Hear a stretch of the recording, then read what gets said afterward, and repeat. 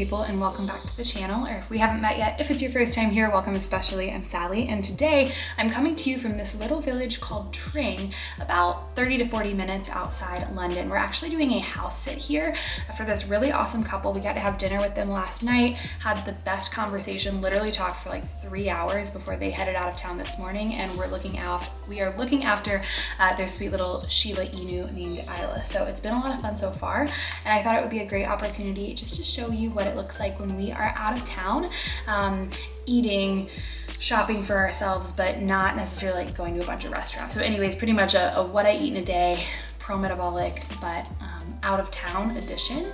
And this morning I did wake up and have part of a croissant, or I guess actually 1.5 croissants. The hosts were so sweet. So you get these for us before they left town, and it was great because we didn't get around to going grocery shopping last night. So I woke up and munched on that and had a little espresso, which I didn't film, but which was absolutely lovely.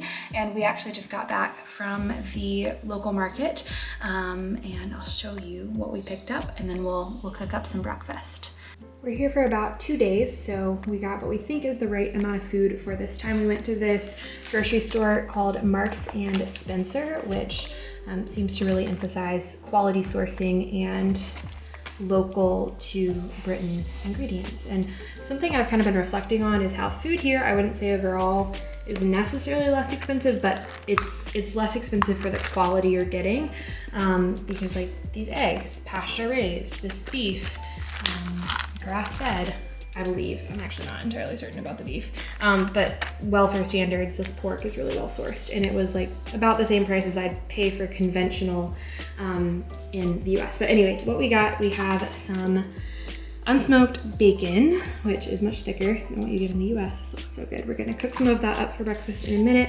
Got a thing of rice, which we will have across several meals. We got a chicken, which is like concerned with welfare, pasture raised, I believe, and it was $8, €8, not euros, oh my gosh, it's British pounds, right, Samuel? Mm-hmm. Someone please help me. British pounds, $8.52, which is about $10 in American dollars, but good price for a happy chicken. I think I already showed you the eggs, ground beef. We have a few apples, some broccoli, and then some Cornish creamery whole milk here. It is Guernsey and Jersey cows, so primarily A2 protein, and we're hoping it will be happy for Samuel's stomach, but we'll see. We'll let you know.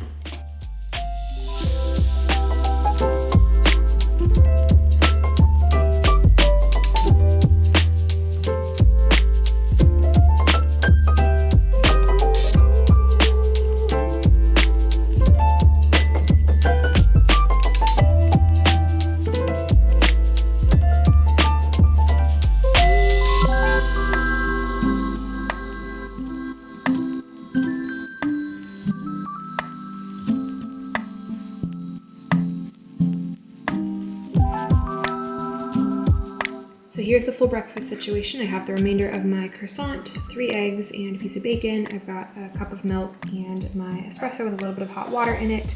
Of course, we're balancing out our macronutrients, have plenty of protein and fat and carbohydrates. It's a little bit lower carb of a meal, I'd say, but bear in mind I had more carbohydrates when I first woke up. And of course, it's ideal when you first wake up to have a balanced meal with all those macronutrients, but I just remind you and encourage you that you just gotta live your life. And sometimes that means waking up and having a croissant and a cup of coffee, and just be mindful of, you know, how that makes you feel and how you can meet your needs throughout the rest of the day.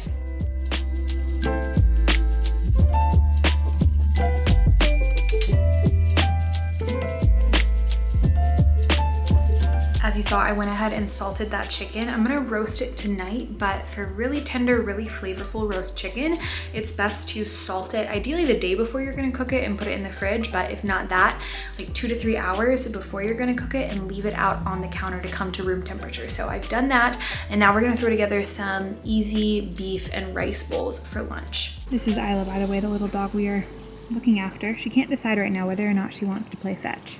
We played for a little bit, but then she just wanted the treats without bringing the ball back, so I guess we're just taking a rest.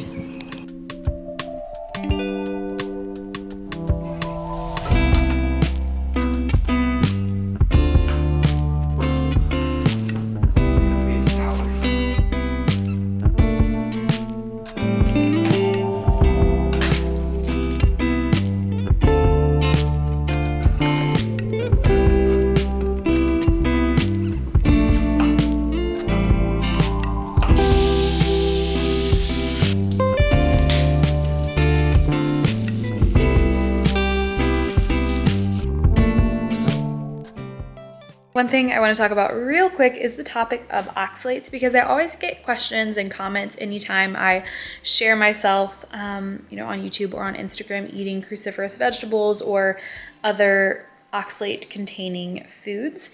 People thinking that they don't have any place in a pro-metabolic diet, but I think the answer to this is actually more complicated and more simple at the same time. And there's this article by the Kendall Reagan Nutrition Center. I believe they're affiliated with Colorado State University, that I think explains it way better than I can in my own words. So I'm just going to honestly read part of this article to you, and then I'll link it below in case you want to check it out yourself. So if you don't know what oxalates are natural compounds found in vegetables, fruits, nuts, and grains. Some examples include green leafy vegetables, soy, almonds, potatoes, tea, rhubarb, cereal grains, and beets. And oxalates are actually also created naturally as waste products in the human body. Are oxalates an anti-nutrient? Oxalates can bind to calcium and to a lesser extent to other minerals in the stomach and intestines. This binding can reduce absorption of these minerals, inhibiting their ability to be used. For this reason, oxalates have been coined an anti-nutrient. And this label suggests that oxalates have a negative effect on nutrition status and health, but however, this anti-nutrient effect really is not as hindering as it may sound. So the article says that there are several factors that affect the level of oxalates in food, including the growing season, weather conditions, and the plant variety. For example, Avon spinach might have a higher oxalate content than butterfly spinach, and cooking significantly reduces oxalate content in food. So that's why we always are encouraging you to cook your cruciferous vegetables and not just eat copious amounts of raw kale. And this says, although certain foods may contain residual amounts of oxalates after cooking, the health benefit of eating these foods will likely outweigh any potential negative nutritional effects, because there are plenty of health benefits to eating those cruciferous vegetables. Then it says, additionally or further, a specific type of bacteria that resides in the gut called Oxalobacter, I'm going to mess this up, Firmingis, I think, breaks down oxalates and uses them for energy. This process prevents oxalates from binding to minerals and limiting their absorption. Studies have shown that people with low levels of oxalate degrading bacteria in the gut and those with certain digestive disorders are more prone to higher levels of the oxalates in the body. So from that last little paragraph, we can see that there really is a bio-individual component. It depends on the status of your gut flora, how these foods are going to affect you. You might be in a place where you really need to focus on healing your digestion, and these foods just don't bode well for you, and that's okay. But for many of us, they're going to be great. They're going to be just fine. And then there is the issue specifically of kidney stones and oxalates. What has been shown, as this article kind of continues to go into, is that kidney stones, as related to oxalates, are more frequently caused by the oxalates that are produced by our bodies as a waste product than the oxalates that are in the food that we are eating. However, there are some cases, just depending on the insight of whoever you're working with or whatever is going on with you, in which case it might make sense if you're dealing with kidney stones to eat a low oxalate diet. But again, we can see that doesn't pertain to everyone. It's pretty specific to people who are dealing with kidney stones, and even in that case might not apply to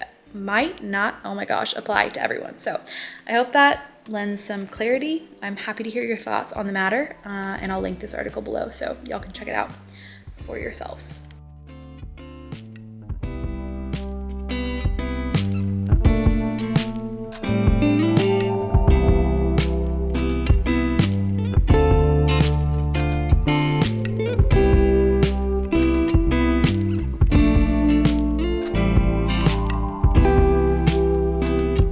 I recognize that this is an awfully monochromatic plate, but it's okay. It's going to be delicious. I have some of our roast chicken. I like the dark meat, so that's what I have here, and it works out well because Samuel really prefers the light meat, so he has that. I have an apple. It was a little limited, I suppose, on the produce that we picked up. Could have gotten more, but wanted to make sure I got some in, so we're having an apple, and then just some toasted baguette with butter on it. Gonna enjoy this and just chill out, maybe get a little bit more work done, and then head to bed. So that's it for today, y'all. Thank you so much for watching. I hope you enjoyed. If you have any, comments, questions, concerns, leave them down below. Please don't forget to subscribe if you haven't already. And until next time, bye.